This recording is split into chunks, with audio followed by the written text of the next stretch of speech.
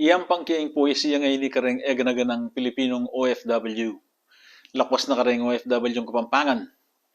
Akasulungsungang kelat mabilugaya at gugusal ampon magsakripisyo para kareng karelang pamilya. Pag nasan kong anggiyang mapilan mo kay kayo, makahuli kay katamo, ngayon panahuning kapaskuan. Para kay kayo ini.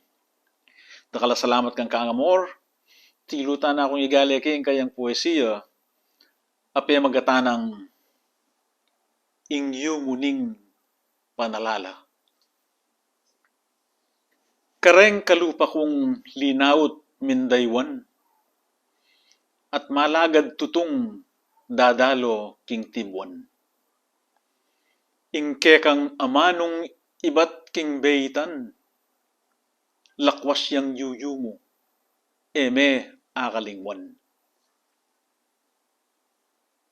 Ding balang pinandit bibilangan mula.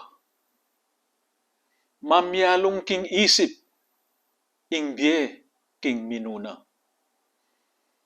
Pusong gigiyagis, king pamanalala, kekang palinapan, miyuli ka sana. Muli ko balen ko, labwad Kapampangan. Sale na ning sinta, iba't kamumulan. Karing kumanaya, king kekang kandungan, ing tawli kong singap, kekake pupusan.